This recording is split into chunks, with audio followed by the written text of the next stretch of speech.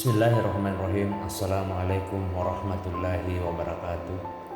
Puji dan syukur kita panjatkan kepada Allah Subhanahu wa taala yang telah memberikan beribu-ribu nikmat kepada kita semua.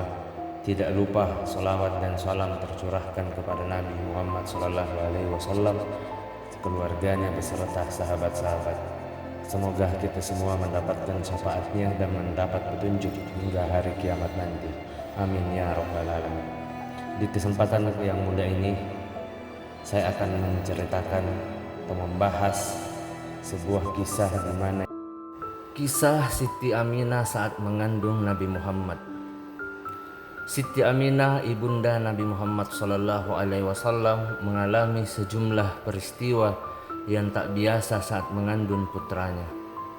Kisah Siti Aminah saat mengandung Nabi Muhammad sallallahu alaihi wasallam ini termuat dalam kitab-kitab Sirah Nabawiyah. Diceritakan dalam buku sejarah terlengkap Nabi Muhammad sallallahu alaihi wasallam dari sebelum masa kenabian hingga sesudahnya. Karya Abdurrahman bin Abdul Karim. Siti Aminah binti Wahab dipinang oleh seorang pemuda yang berasal dari keluarga terpandang di Mekah yang bernama Abdullah bin Abdul Muthalib. Sahabat yang beriman dimanapun berada. Sama seperti Abdullah, Aminah binti Wahab juga merupakan seorang yang terpandang di kotanya. Ia adalah putri dari pemimpin Bani Surah. Dirinya bahkan dijuluki sebagai si bunga Quraisy. Lalu keduanya pun menikah. Beberapa bulan setelah pernikahan Siti Aminah dengan suaminya, ia mendapat pesan lewat mimpinya bahwa kehamilan dirinya berbeda dari wanita lainnya. Siti Aminah bermimpi seolah-olah melihat sinar yang terang menderang mengelilingi dirinya. Seakan-akan ia juga melihat istana di Basra dan Syam. Bahkan ia juga mendengar suara yang berkata, "Engkau telah hamil dan akan melahirkan seorang manusia termulia di kalangan umat ini." Dalam riwayat dari Ibu Sa'ad dan Baihaqi dari Ibnu Ishaq, ia berkata, "Aku mendengar bahwa saat Aminah hamil ia berkata, aku tidak merasa bahwa aku hamil dan aku tidak merasa berat sebagaimana dirasakan oleh wanita hamil lainnya. Hanya saja aku tidak merasa haid dan ada seseorang yang datang kepadaku, 'Apakah engkau merasa hamil?' Aku menjawab, 'Tidak tahu.'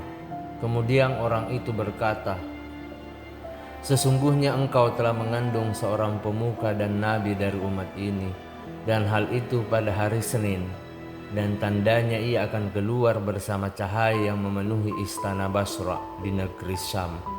Apabila sudah lahir, beri nama Muhammad.'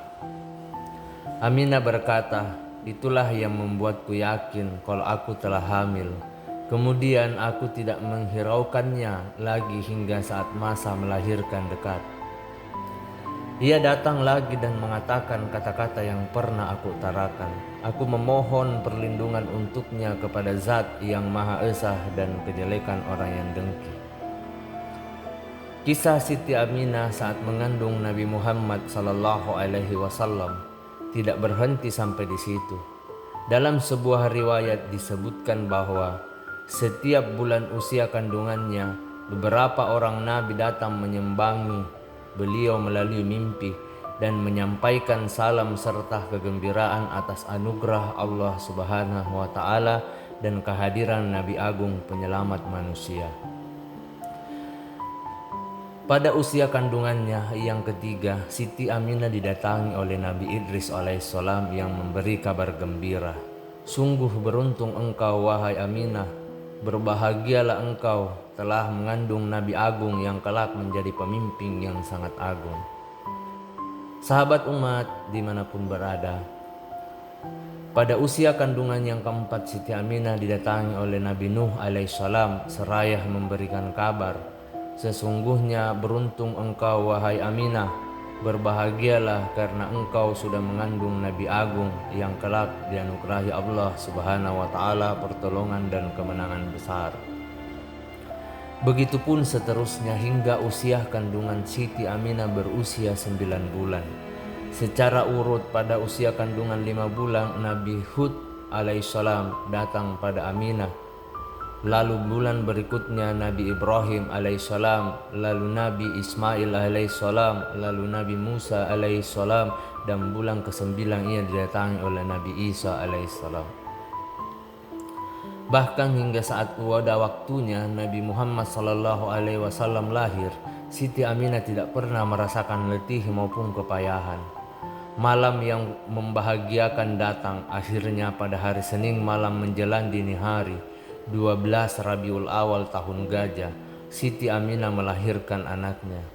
Di dalam kesendirian tanpa didampingi sang suami yang sudah tiada, Allah Subhanahu wa Ta'ala mengutus 4 orang wanita yang agung membantu persalinan Nabi Muhammad Sallallahu Alaihi Wasallam. Sahabat yang beriman dimanapun berada, 4 orang itu adalah Siti Hawa, Sarah, Siti Nabi Ibrahim alaihissalam, Aisyah binti Muzahim, dan ibunda Nabi Isa alaihissalam, itu Maryam. Kelak ke-4 wanita agung ini akan pula menemani Khadijah Al-Kubra At-Tahirah dalam proses kelahiran As-Sahra Al-Mardiyah Ummu Aminah. Wallahu alam bisawab.